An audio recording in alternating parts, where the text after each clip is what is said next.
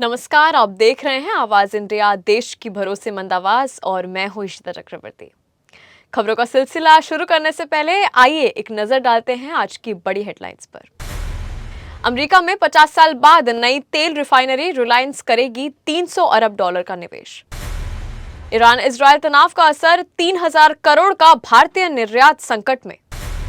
Air India ने बढ़ाया किराया, युद्ध के कारण फ्यूल सरचार्ज लागू है। और T20 वर्ल्ड कप चैंपियंस का सम्मान, सीएम फडणवीस से मिले सूर्य कुमार और शिवम। अब खबरें विस्तार से। अमेरिका के राष्ट्रपति डोनाल्ड ट्रंप ने टेक्सास के ब्राउन्सविल पोर्ट पर नई तेल रिफाइनरी बनाने की घोषणा की है, जो पिछले 50 वर्षों में अमेरिका में बनने वाली पहली रिफाइनरी होगी। उन्होंने कहा कि भारत की रिलायंस इंडस्ट्री इस परियोजना में $300 अरब का निवेश करेगी, जिसे अमेरिका की सबसे बड़ी ऊर्जा परियोजनाओं में शामिल किया जा रहा है। ट्रंप ने अपने सोशल मीडिया पोस्ट में बताया कि ये रिफाइनरी अमेरिकी बाजार को ईंधन उपलब्ध कराएगी, ऊर्जा उत्पादन बढ़ाएगी और देश की राष्ट्रीय सुरक्षा को मजबूत करेगी। परियोजना से हजारों नई नौकरियां पैदा होंगी और दक्षिण टेक्सास में आर्थिक गतिविधियां बढ़ेंगी। ट्रंप ने कहा कि अमेरिका फर्स्ट नीति के तहत परमिट प्रक्रिया को सरल बनाने और करों में कमी करने से बड़े निवेश आकर्षित हुए। उन्होंने ये भी बताया कि नई रिफाइनरी दुनिया की सबसे स्वच्छ रिफाइनरियों में से एक होगा और वैश्विक ऊर्जा निर्यात को बढ़ावा देगा। इस परियोजना की घोषणा ऐसे समय में हुई जब पश्चिम एशिया में अमेरिका और इजरायल के साथ ईरान का संघर्ष तेज हो गया है। ईरान ने खाड़ी क्षेत्र में अमेरिकी ठिकानों और ऊर्जा ढांचों को निशाना बनाया, जिससे वैश्विक ऊर्जा आपूर्ति और तेल बाजार पर दबाव बढ़ गया है। ट्रंप ने ऐतिहासिक निवेश के लिए भारत की रिलायंस इंडस्ट्री को धन्यवाद किया और इसे अमेरिका की आर्थिक शक्ति और ऊर्जा सुरक्षा के लिए अहम बताया। ईरान इजरायल युद्ध का असर भारत के कई कारोबारों पर भी दिखने लगा है। पश्चिम एशिया में जारी तनाव के बीच दुनिया के सबसे अहम समुद्री रास्तों में से एक होर्मुज जलडमरू मध्य बंद हो गया है। इस रास्ते में बंद होने से जहाजों की आवाजाही लगभग रुक गई है और कई मालवाहक जहाज बीच रास्ते से वापस लौट रहे हैं। इसका असर खास तौर पर भारत के निर्यात पर पड़ रहा है। रिपोर्ट के मुताबिक सिर्फ उत्तर प्रदेश से ही करीब 3000 करोड़ रुपए के उत्पादों का निर्यात खतरे में पड़ गया है। इसमें चावल, मसाले, इंजीनियरिंग सामान और दूसरे कई उत्पाद शामिल हैं, जो आमतौर पर खाड़ी देशों को भेजे जाते हैं। व्यापारियों का कहना है कि अगर ये संकट लंबे समय तक जारी रहा तो निर्यातकों को भारी नुकसान उठाना पड़ सकता है। वहीं विशेषज्ञों के मुताबिक होर्मुज जलडमरू मध्य दुनिया के सबसे महत्वपूर्ण समुद्री रास्तों में से एक है, जहां से बड़ी मात्रा में तेल और व्यापारिक जहाज गुजरते हैं। यानी पश्चिम एशिया में चल रहा ये युद्ध अब सिर्फ क्षेत्रीय संघर्ष नहीं, बल्कि इसका असर वैश्विक व्यापार और भारत की अर्थव्यवस्था तक महसूस किया जा रहा है। मिडिल ईस्ट में चल रहे तनाव और अमेरिका, इजरायल तथा ईरान के बीच युद्ध जैसे हालात के बीच वहां फंसे भारतीयों के लिए राहत की खबर आई है। एयर इंडिया और इंडिगो ने दुबई, अबू धाबी और शारजाह समेत मिडिल ईस्ट के कई देशों से आने जाने के लिए आज से विशेष उड़ानों का संचालन शुरू कर दिया है। मिली जानकारी के अनुसार एयर इंडिया पश्चिम एशिया के लिए कुल 98 विशेष उड़ानें संचालित करेगी। वहीं इंडिगो ने भी मिडिल ईस्ट के 8 गंतव्यों के लिए उड़ानें शुरू करने की घोषणा कर दी है। इससे पहले मिनिस्ट्री ऑफ सिविल एविएशन के मुताबिक 9 मार्च को पश्चिम एशिया से भारतीय एयरलाइंस ने 45 उड़ानें संचालित की, जिनके जरिए 7047 यात्री भारत पहुंचे। एयर इंडिया और एयर इंडिया एक्सप्रेस संयुक्त अरब अमीरात से आने जाने वाली लगभग 36 अनियमित उड़ानें संचालित कर रही हैं, जो उपलब्ध स्टॉल और अन्य परिस्थितियों पर निर्भर करती हैं। एयर इंडिया ने बताया कि विशेष उड़ानें भारतीय और स्थानीय अधिकारियों के आवश्यक अनुमति मिलने के बाद ही संचालित की जा रही हैं। इसके तहत दिल्ली और मुंबई से जेद्दा के लिए एक राउंड ट्रिप उड़ान चलाई जाएगी। वहीं एयर इंडिया एक्सप्रेस हैदराबाद और कोझिकोड से जेद्दा के लिए भी राउंड ट्रिप उड़ानें संचालित करेगी। इंडिगो ने भी बुधवार से मिडिल ईस्ट के 8 गंतव्यों के लिए उड़ानें शुरू करने की पुष्टि की है। इसके साथ ही कुछ यूरोपीय देशों के लिए भी चुनिंदा उड़ानों का संचालन किया जाएगा। नागरिक उड्डयन मंत्रालय का कहना है कि वह पश्चिम एशिया की स्थिति पर लगातार नजर रखे हुए हैं। एयरलाइंस हालत के अनुसार परिचालन व्यवस्था कर रही है और यात्रियों की सुरक्षा और सेवा की निरंतरता को सर्वोच्च प्राथमिकता दी जा रही है। अमेरिका, इजरायल और ईरान के बीच युद्ध का असर अब हवाई किराए पर दिखने लगा है। एयर इंडिया ने 12 मार्च को डोमेस्टिक फ्लाइट टिकट पर 399 रुपए का फ्यूल सरचार्ज लगाने का घोषणा किया, जेट फ्यूल की कीमतों में भारी बढ़ोतरी के कारण ये कदम उठाया गया है, जिससे घरेलू और दक्षिण एशियाई क्षेत्र सहयोग संगठन यानी सार्क देशों के लिए उड़ानों के किराए बढ़ाए जाएंगे। एयर इंडिया ने कहा कि ये नई दरें पहले चरण में लागू होंगी और ग्राहकों को सूचना पहले से ही दी जाएगी।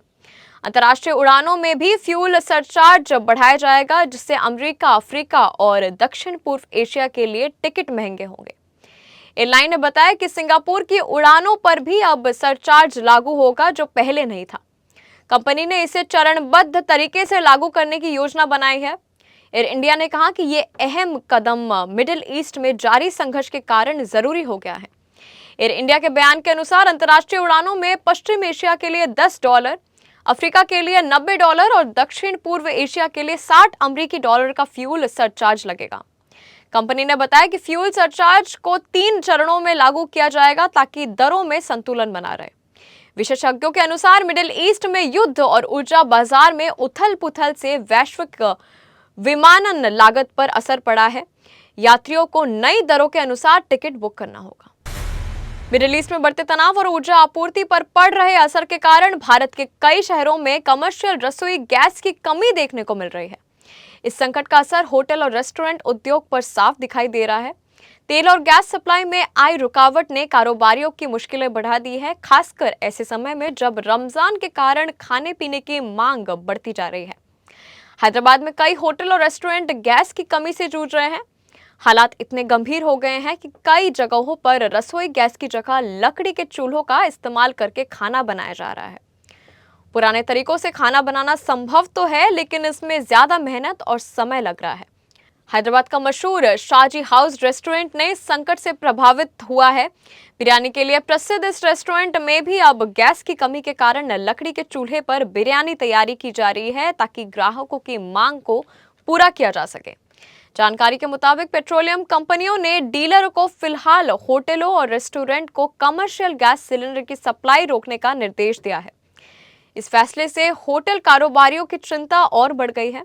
खासकर रमजान के महीने में जब ग्राहकों की संख्या बढ़ जाती है, तब होटल मालिकों के लिए अपना काम बंद करना संभव नहीं है। ऐसे में कई बड़े होटल और रेस्टोरेंट मजबूरी में पारंपरिक लकड़ी के चूल्हों का सहारा लेकर अपना काम चला रहे हैं, ताकि ग्राहकों को खाने पीने की सेवा जारी रखी जा सके। आगरा में उत्तर प्रदेश एटीएस ने 10 मार्च 2026 को भारतीय नौसेना में लांस नायक के पद पर तैनात आदर्श कुमार उर्फ लकी को पाकिस्तान की खुफिया एजेंसी आईएसआई के लिए कथित जासूसी करने के आरोप में गिरफ्तार किया। जांच के दौरान पता चला कि आदर्श कुमार दक्षिणी नेवल कमांड कोच्चि, केरल में तैनात था और पाकिस्तान स्थित एजेंटों के संपर्क में रहकर सूचनाएं साझा कर रहा था। एटीएस ने इलेक्ट्रॉनिक और भौतिक सर्वेलेंस के जरिए लगातार निगरानी की और आरोपी के सक्रिय नेटवर्क का पता लगाया। जांच में संकेत मिले कि उसने युद्धक पोतों और अन्य सैन्य गतिविधियों से जुड़े तस्वीरें और जानकारी विदेश में भेजी। एटीएस ने कई इलेक्ट्रॉनिक सबूत इकट्ठा किए, जिससे आरोपी की गतिविधियों पर शक और मजबूत हुआ। गिरफ्तारी के बाद उसे अदालत में पेश किया गया और न्यायिक अभिरक्षा में भेजा गया। आरोपी की उम्र 24 वर्ष और पिता का नाम बलवीर सिंह बताया गया है। एटीएस ने प्रेस नोट में बताया कि आरोपी की गतिविधियां देश विरोधी पाई गई और उसके पाकिस्तान खुफिया नेटवर्क के साथ आपराधिक संबंधों के संकेत भी मिले हैं।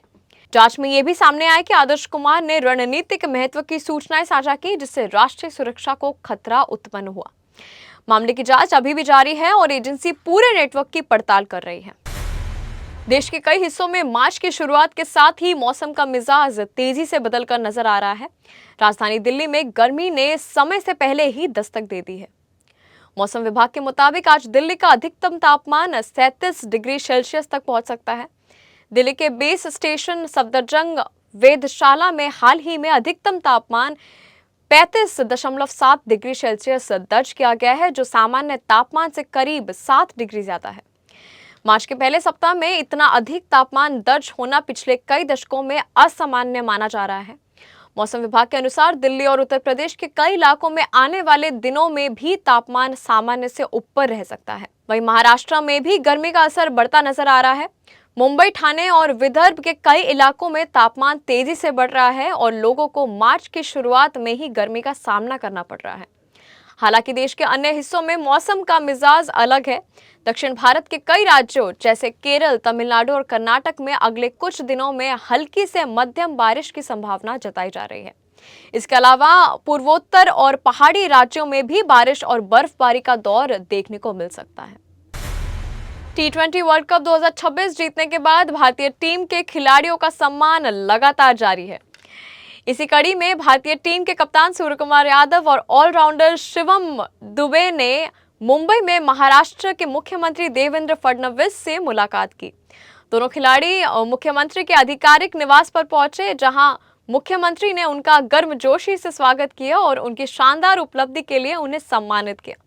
मुख्यमंत्री फडणवीस ने दोनों खिलाड़ियों को फूल का गुलदस्ता देकर बधाई दी और कहा कि उनकी मेहनत और प्रदर्शन ने पूरे देश को गर्व महसूस कराया है। T20 वर्ल्ड कप 2026 में भारत ने शानदार प्रदर्शन करते हुए फाइनल में न्यूजीलैंड को 96 रनों से हराकर खिताब अपने नाम किया था। इस टूर्नामेंट में कप्तान सूर्यकुमार यादव ने बल्ले से अहम योगदान दिया और कुल 242 रन बनाकर टीम के प्रमुख खिलाड़ियों में शामिल रहे। वहीं शिवम दुबे ने भी ऑलराउंड प्रदर्शन करते हुए 235 रन बनाए और टीम की जीत में महत्वपूर्ण भूमिका निभाई। भारत की इस जीत के साथ ही टीम ने इतिहास रच दिया।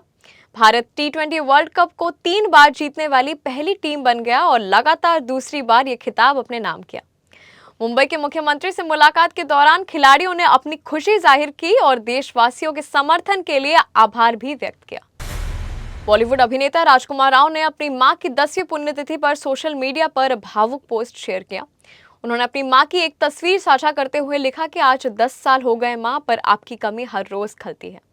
राजकुमार ने कहा कि उनकी मां ने उन्हें जीवन के महत्वपूर्ण सिद्धांत दिए, जिन्हें वह हमेशा याद रखेंगे। उन्होंने अपने पोस्ट में ये भी बताया कि मां हमेशा उनके साथ है और वो उन्हें गर्व महसूस कराना चाहते हैं।